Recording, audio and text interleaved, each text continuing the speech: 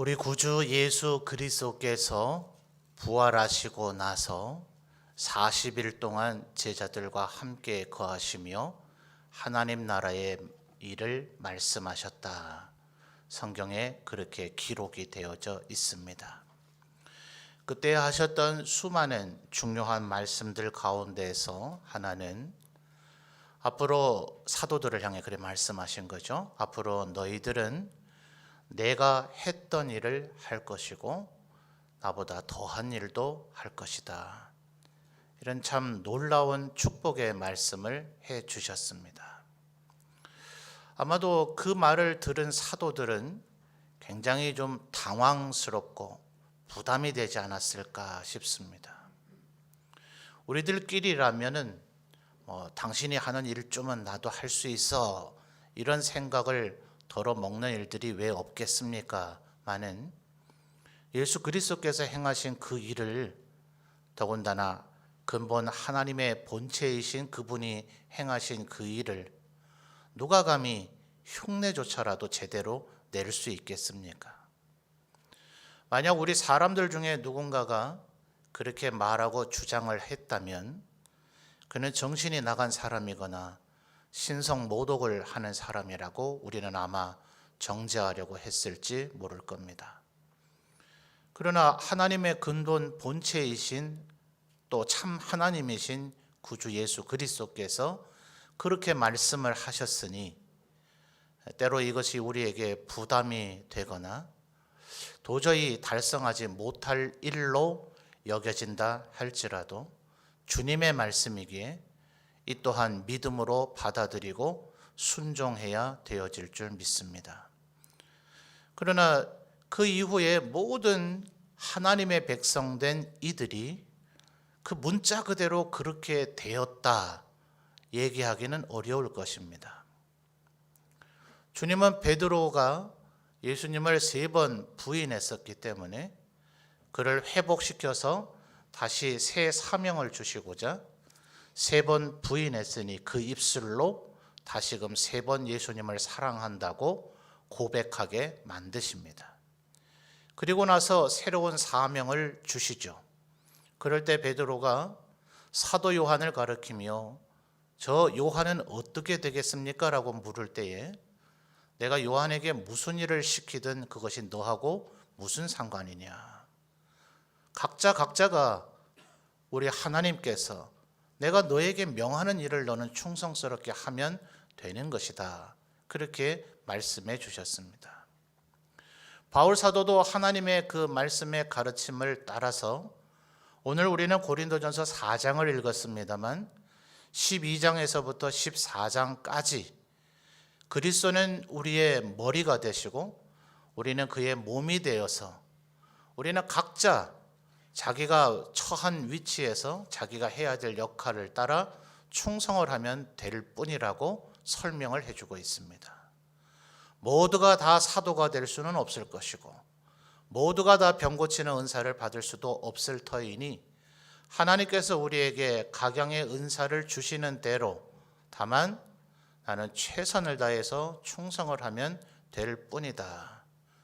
그렇게 바울 사도도 설명을 하였습니다.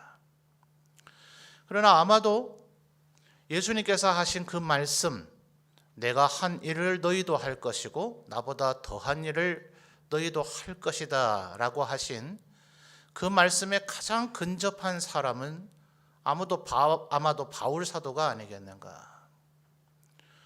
지난 2000년의 교회 역사 가운데 전 세계의 수많은 하나님의 백성들 중에 아마도 바울 사도 못지않은 충성스러운 이들이 더러 있었을 터이니 혹 또 다른 이가 있을지는 모르나 하나님만은 아시겠죠. 전지하신 하나님이시니.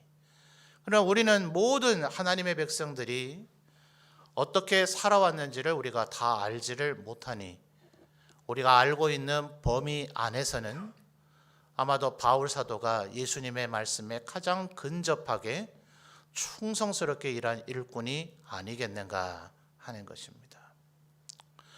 그렇다면 바울 사도 같은 충성스러운 이에게 우리 신앙의 동료들이 그를 어찌 대해야 하겠습니까? 아마 칭찬하고 칭송하고 존경하고 그렇게 했었어야 마땅할 것입니다. 그러나 바울 사도가 그렇게 하나님 앞에 충성스러운 일꾼으로 살아왔지만 그가 겪었던 일들은 실상 그렇지는 않았습니다. 먼저 유대인들을 생각을 해보면 당시의 성경이 기록될 시절의 유대인들 중에서는 예수 그리스도를 따르는 소위 하나님의 백성 그리스도인 된 이들 가운데 아마도 가장 증오하는 이가 바울 사도였을 것입니다. 베드로, 안드레, 야고보, 요한을 위시한 예수께서 세우셨던 12 사도들의 대부분은 북방의 갈릴리 출신들이었죠. 그들은 애초부터 예수님을 따랐습니다. 그러니 남부 유다의 예루살렘을 중심으로 한 유대인들이 볼 때는 저희들이야 원래 그랬던 이들이 아니더냐라고 그렇게 여겼을런지 모릅니다. 변방 북방의 갈릴리에 살고 있어서 뭘 모르는 어리석은 이들, 그러니 예수나 따르고 다니지, 이렇게 아마 치부했을는지 몰라요.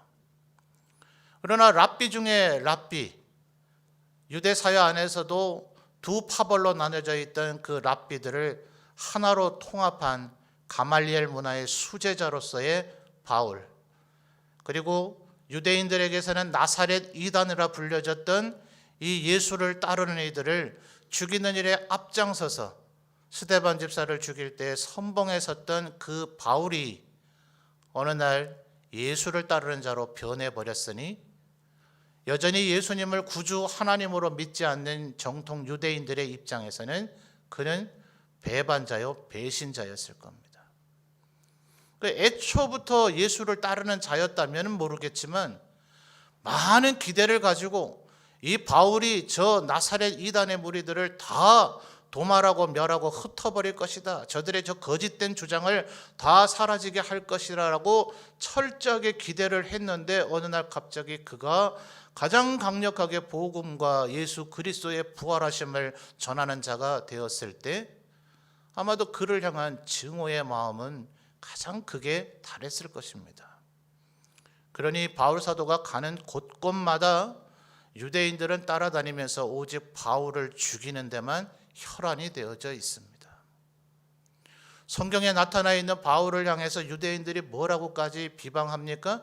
천하를 소란스럽게 하는 자요, 천하의 연병, 전염병이다. 요즘 2020년의 말로 하면 코로나 바이러스 세균 덩어리다. 바울 사도에게 그렇게 말한 것과 같습니다. 오죽하면 바울 사도를 죽일 때까지는 물도 먹지도 않고 음식도 먹지 않겠다고 맹세를 한 이들이 수십 명이 있었을 정도라 하지 않습니까? 여러분, 우리나라 사람들도 그렇잖아요. 해외에 나가면 애국자가 된다 하잖아요. 해외에 나가서 어디서 갑자기 우리 한국말을 쓰는 동포를 만나게 되면 생전 처음 보는 사람인데도 마치 10년, 20년 알고 지낸 지기인 것처럼 그렇게 반가워하고 뭐라도 좀 음식이라도 같이 나눠 먹고 그러고 싶은 마음이 드는 게 우리의 인지상정 아닙니까? 로마 제국이라 하는 것도 수십 개의 민족, 인종들이 다 뒤섞여 있는 제국인데 그 안에서 유대인 동포를 만날 때 바울 사도가 얼마나 마음에 반가울까요? 그들에게 위로받고 뭐라도 격려라도 받고 싶고 한 그런 마음이 들지 않겠어요? 그런데 유대인을 만날 때마다 이 자가 그 바울이냐, 길리기아 다소의 출신이라는 바로 그 자냐, 예수를 따른다고 하는 그 자냐, 온 동네방네 돌아다니면서 나사렛 예수가 부활했다는 사실을 전하고 다닌다는 바로 그 자냐, 모세가 전해준 율법 같은 건 지킬 필요 없고 맘대로 살아도 된다고 바울 사도는 그렇게 얘기하지 않았지만 흔히 바울 사도는 그런 누명이 씌워져 비방당하기가 일쑤였습니다.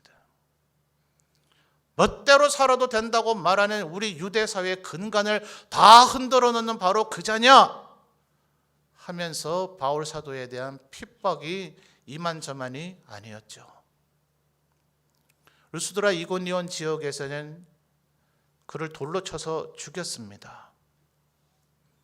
유대인들이 돌을 드는 것은 조금 버릇 좀 뜯어 고치자, 좀 혼 좀 내주자, 좀 얻어 맞아야 정신 차리지는 수준이 아닙니다. 그것은 사형의 집행입니다.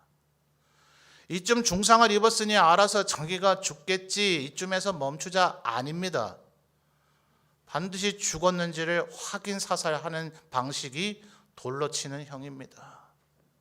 성 밖에 내다 버렸다는 것은 유대인들이 확인할 때는 분명히 죽었기 때문에 시신을 내다 버린 겁니다.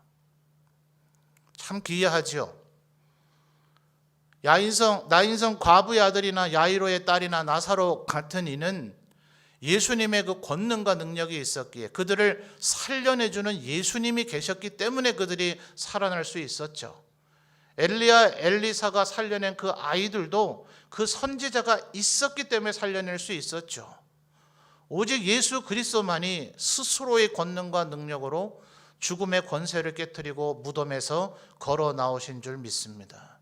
그런데 이 바울 사도는 우리와 비록 하나님으로부터 특별한 권능과 은사를 받았지만 우리와 똑같은 인간이잖아요. 그때 또 다른 사도나 또 다른 선지자가 바울에게 안수해서 그를 살려낸 게 아니잖아요. 그런데 하나님께서 그를 쓰시고자 그를 살려냈더라. 참 특별한 은총을 입은 분이기는 하죠.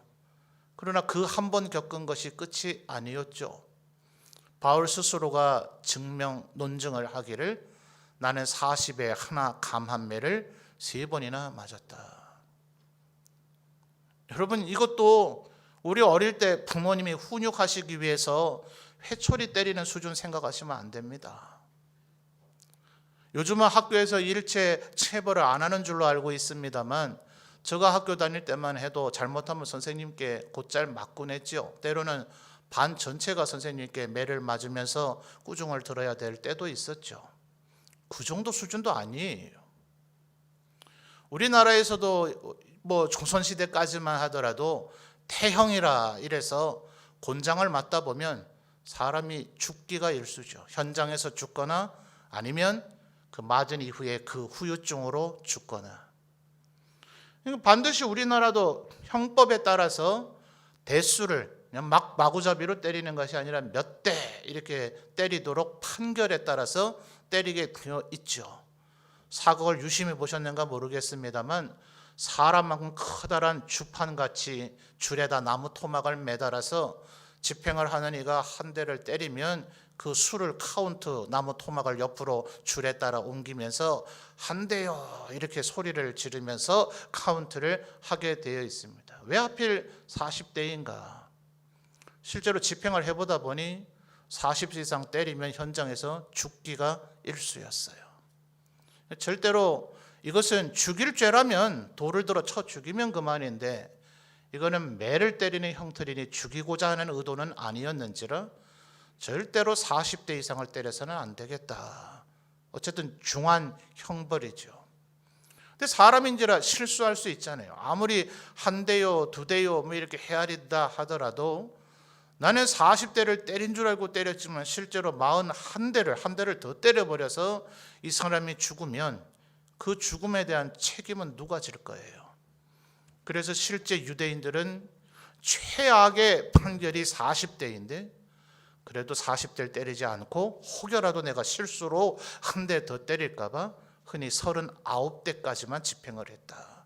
제대로 헤아렸겠지만 너나 할 것 없이 우리 모두가 실수해서 한 대 더 때렸는지를 모를 수 있을 터이니 39대에서 멈췄다.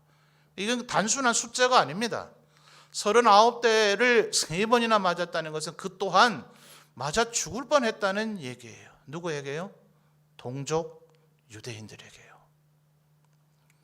이 세상에 가장 가족 다음으로 위로가 되고 지지가 되어지고 내 동료가 되어줄 거라고 기대감을 갖기 마련인 동족 유대인들은 언제나 바울 사도를 이렇게 죽이고자 했습니다. 그렇다면 바울 사도가 복음을 전해준 이방인들은 어땠을까요? 그들은 에베소서 2장에서 바울 사도가 말하는 대로 예수 그리스도를 알고 믿어서 구속함을 입어 하나님의 백성에 대해서 구원받기 전에 그들은 본질상 진노의 자식이었다고 바울 사도가 설명하죠. 유대인들이 우스갯소리를 하는 게 아니라 진실로 그들은 그렇게 표현하고 그렇게 믿습니다. 구약 시절까지의 유대인들은 이방인이란 하나님께서 지옥의 땔감이 필요해서 만든 존재에 불과하다, 그렇게 여겼어요. 유대인으로 태어난 것이 감사하고 남자로 태어난 것이 감사하다고 그렇게 감사하던 시절이 구약 시대의 유대 남성들의 사고였습니다. 그러니 바울 사도가 만약 그들에게 복음을 전해주지 않았다면 다른 사도들도 분명히 예루살렘과 온 유대와 사마리아를 넘어서서 땅 끝까지 내 증인이 돼야 된다고 주님 분명히 말씀하셨지만 베드로도 야고보도 요한도 그 부분에 대해서는 그다지 적극적이지 않았죠. 좀 소극적이었습니다. 오직 바울 사도만이 이방인의 사도라고 불려질 정도로 그가 이방인들에게 복음을 전하는 일에 가장 열심을 냈죠. 어느 날 갑자기 바울이라는 사람을 통해서 저 멀리 유대에 여호와 하나님이란 분이 계셨음을 알게 되고 그분이 온 열방을 창조하시고 다스리시는 유일한 하나님이심을 알게 되고 그의 아들 성자 예수 그리스도께서 하나님이셨으나 인간의 몸으로 이 세상에 오셔서 우리를 대신하여 죽으시고 부활하심으로 우리에게 들어져 있는 죽음의 권세를 모두 다 깨트리고 창조 때 하나님께서 원래 우리에게 주셨던 영원한 생명 영생을 다시 회복하게 하셨다는 이 소식이 바울 사도의 입을 통해서 이방인에게 전해지지 않았다면 그들이 어찌 구원과 죄사함과 영생을 얻을 수가 있었겠어요. 그러니 바울 사도가 말하기를 나는 마치 어머니들이 출산의 고통을 하는 것처럼 내가 그렇게 수고해서 너희를 낳았다. 너희는 마치 영적인 내 자식들과 같은 존재이다. 말로만 그렇게 미사여구를 한 것이 아니라 데살로니가전서 2장에서도 그 스스로 표현하는 것처럼 마치 나는 유모가 자기 아이를 기름같이. 돈 많은 사람이 유모하겠습니까? 유모라 할 수 있으려면 자기 자녀를 지금 낳아서 젖이 나온다는 얘기인데 돈 받고 다른 집에 가서 그 집 아이의 젖을 먹이니 나중에 퇴근이라 표현해야 될는지 모르겠습니다만 집에 와서 내 아이의 젖을 먹이려 하니 그때도 젖이 잘 나오면 다행이지만 나오겠어요? 안 나올 때가 더러 있을 터인데 그때 그 어머니의 마음이 어땠을까요? 정작 남의 자식에게 젖을 물리고 내 자식 먹일 젖이 잘 나오지 않을 때, 그래서 바울사도 뭐라 표현했다고요? 유모가 자기 자녀를 기름과 같이 내가 너희를 사랑했다. 아버지가 자기 자식을 훈계함과 같이 내가 너희를 그렇게 그리스도 안에서 거듭나는 새 생명을 얻게 하는 자로 만들려고 내 목숨까지도 내놓기를 아까워하지 않았다. 바울사도가 그렇게 말하곤 했습니다.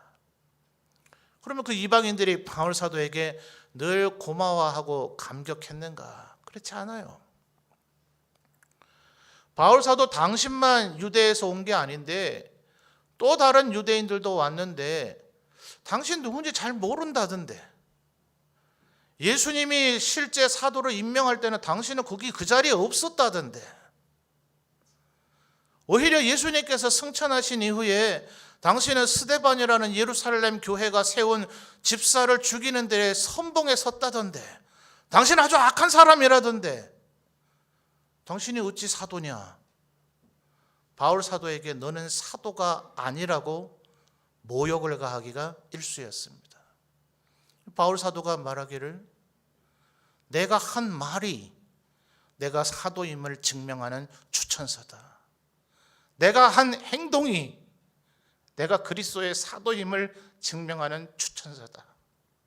너희 눈에 비록 보이지 않을지 모르지만 예수 그리스도 그분 자체가 나를 사도라 증명하는 추천서다. 이 말 듣고 감동했겠어요? 무슨 말도 안 되는 소리예요. 예수님이 보이질 않는 걸. 차라리 예수님께서 모세에게 십계명을 주시듯이 돌판에다가 이 바울은 나의 참된 사도이다 라고 새겨서 임명장을 주셨다면 얼마나 좋았겠습니까? 많은 그런 임명장은 보이지 아니하고 바울은 사도가 아니다라고 주장하는 이들만 넘쳐나고 있으니 바울의 권위에 대해서 도전하기가 일쑤였어요. 자기가 목숨을 걸고 키워내고 복음을 전해주고 세례를 베풀고 그들로 구원과 영생을 얻게 만들어준 이방의 그리스도인들이 다 그런 것은 아니지만 바울 사도에게 비방하고 모욕을 가하기가 일쑤였습니다. 그래서 오늘 우리가 읽은 4장 1절의 표현이 이래서 나오는 겁니다. 4장 1절 다시 한번 같이 읽어볼까요? 시작. 사람이, 그 다음 단어 뭡니까? 마땅히 우리를 뭐로 여겨요? 그리스도의 일꾼이요 하나님의 비밀을 맡은 자로 여길지어다. 바로 이러한 배경 속에서 나오는 말입니다. 바울 사도가 뭐라 그래요? 나를 마땅히 그리스도의 일꾼이라 여겨야 된다. 어째서 너희가 나를 그리스도의 일꾼이라 인정하지 아니하느냐. 여러분 조금 뒤로 넘어가서 4장 9절 말씀을 한번 읽어보십시다. 4장 9절 여러분이 한번 읽어주세요. 시작.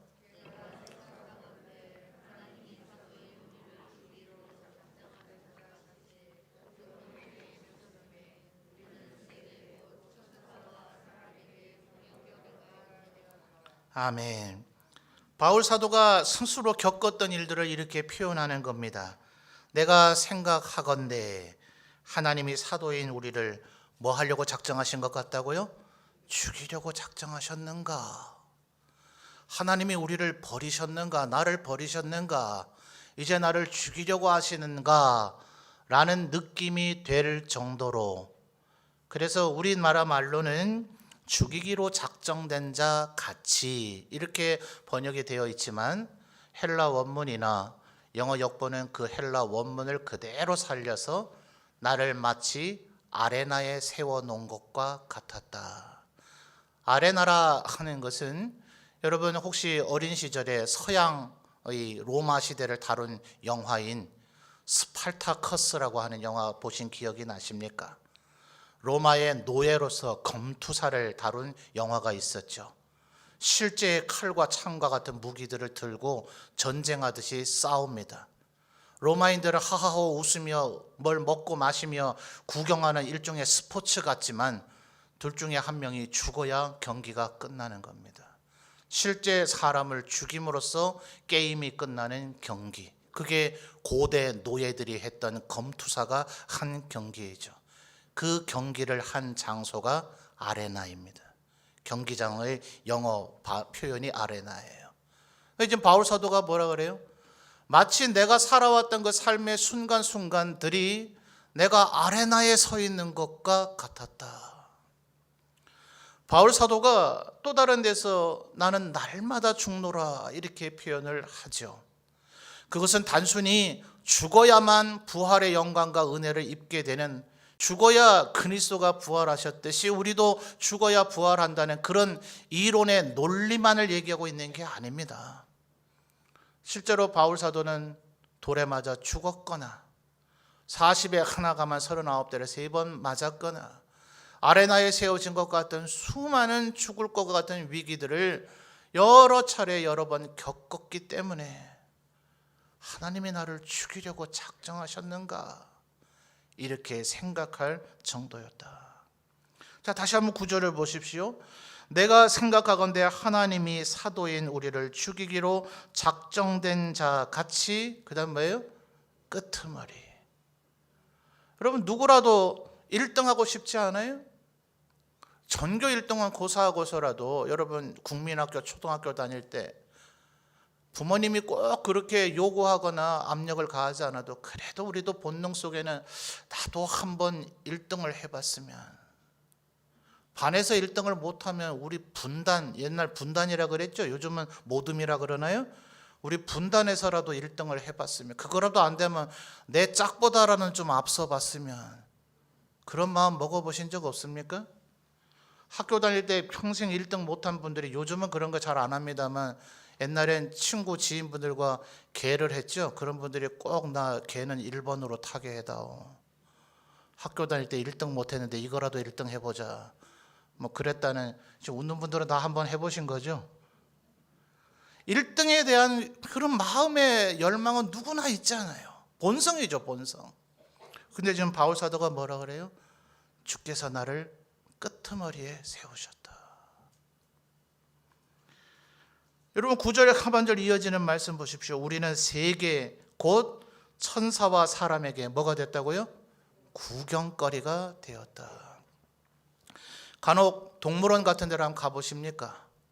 철창이나 철조망 같은 것 안에 맹수로부터 시작해서 귀여운 동물들까지 온갖 동물들을 그 안에 가두어 놓고 키우고 먹이고 하면 뭐 어른들도 가끔은 그런 거 보고 싶을 때가 있지 않아요? 아니면 어린 자녀들, 손자, 손녀들 데리고 그런 동물원 같은 데 한번 가보신 적 있지 않으세요? 2월 말부터 올해 코로나가 창궐할 때에 해외 신문에 실렸던 만평이죠. 만화처럼 그려진 한 컷. 모두 다 사람들이 자가 격리해서 집 안에 들어가서 뭐 격리되어서 살고 있을 그 무렵쯤에 뭐 우리나라도 가끔 고란이나 멧돼지 같은 것들이 이런 도심이나 우리 민가에 출몰하지 않습니까? 뭐 새나 뭐 그런 애완동물들, 길 고양이들, 강아지들 그런 것들이 있을 수 있겠죠. 마치 집안에 꼼짝 못하고 갇혀있는 그 인간들을 이제는 동물들이 와서 저 인간들 왜 집 밖에 못 나오고 있나 이렇게 구경하는 세상이 돼버렸다. 이렇게 만평에서 그려진 것을 본 기억이 납니다. 여러분 구경거리가 돼 보신 적이 있습니까? 모든 사람이 나를 쳐다보며 뭔가 비방하고 비난하는 것 같은, 나를 대고 수군거리는 것 같은, 내 험담을 하는 것 같은 그런 느낌이 들 때가 경험을 해본 적이 있으십니까? 한번 상상을 해보세요. 모두가 사방팔방 보는 데서 나를 발가벗겨서 유리장 같은 것에 나를 가두어 놨다면 여러분 기분이 어떠시겠어요? 바울 사도는 지금 우리는 세계, 한 동네가 아니라 우리 마을이 아니라 세계, 곧 심지어 사람들뿐만 아니라 천사와 사람에게 구경거리가 되었다. 여러분 13절 한 절을 더 한번 읽어볼까요? 13절 한번 읽어주십시오. 시작.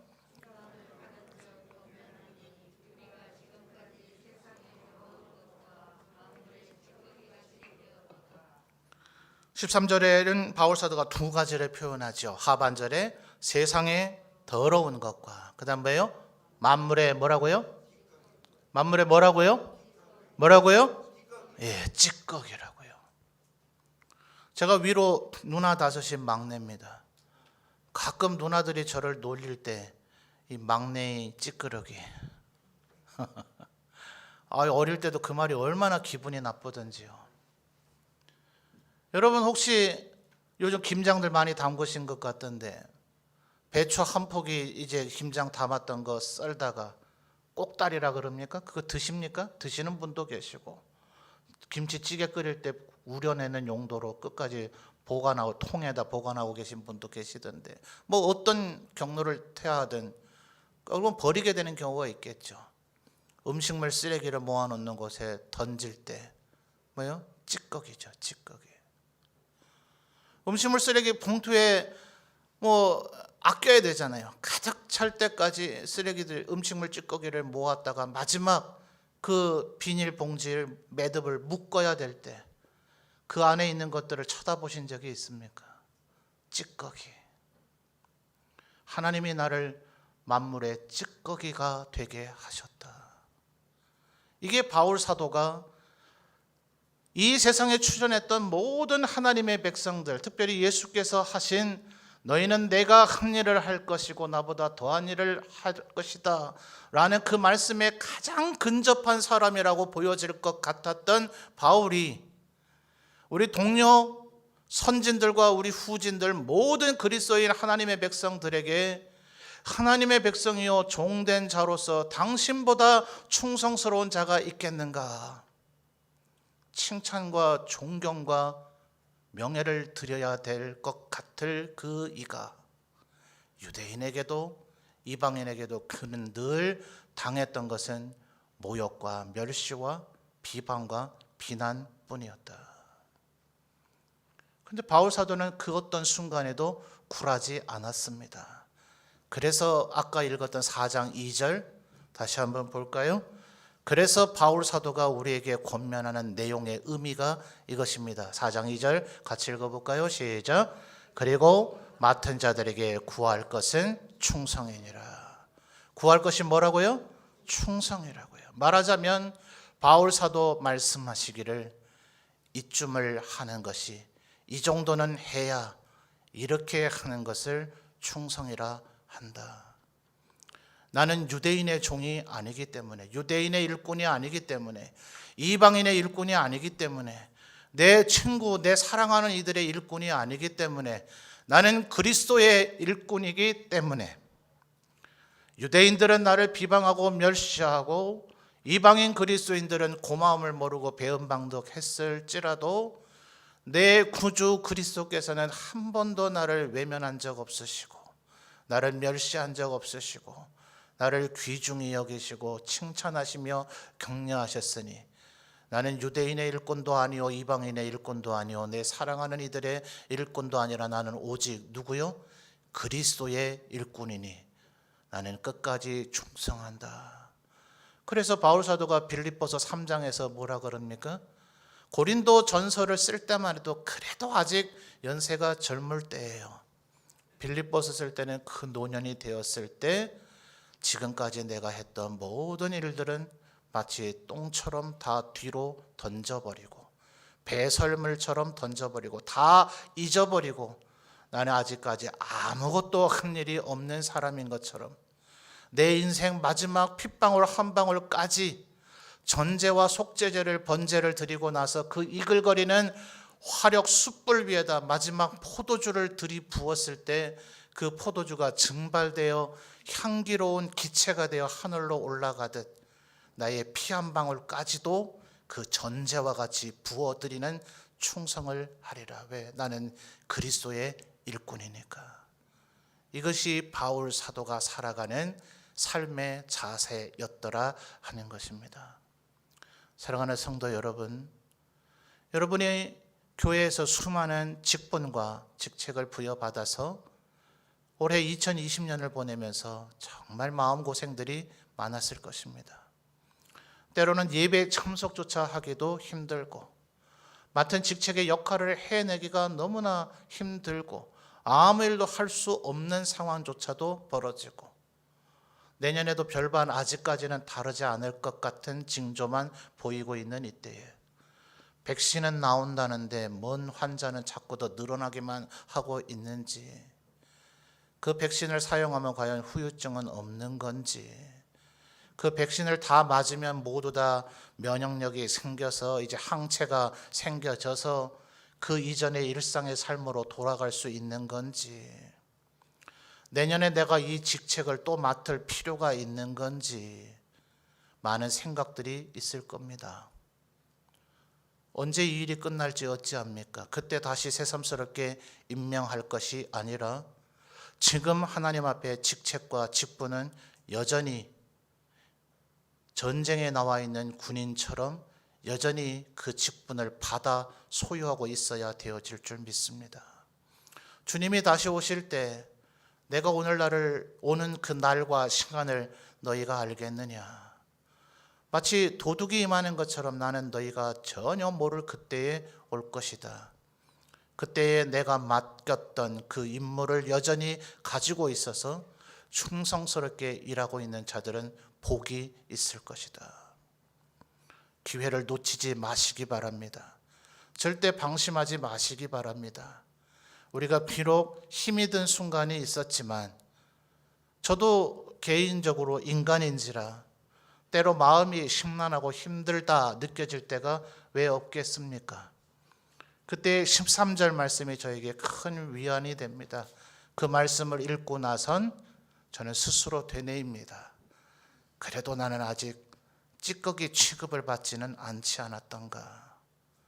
바울 사도 앞에는 여전히 나는 할 말이 없구나. 사랑하는 성도 여러분, 하나님 앞에 끝까지 충성된 일꾼으로 살아가시는 여러분들이 되시기를 바랍니다. 주님 다시 오시는 그날 부족하나 충만하나 주께서 내게 주신 은사를 따라 내게 맡긴 직분과 직책을 따라 내가 할 수 있는 최선의 노력을 다하여서 그 직분 충성스럽게 잘 감당함으로 바울 사도와 똑같이는 못했다 할지라도 나의 최선을 다했으므로 주님이 인정하셔서 그날 착하고 충성된 종이라 다 칭찬받으실 수 있는 그리스도의 일꾼들이 되시기를 주님의 이름으로 축원합니다.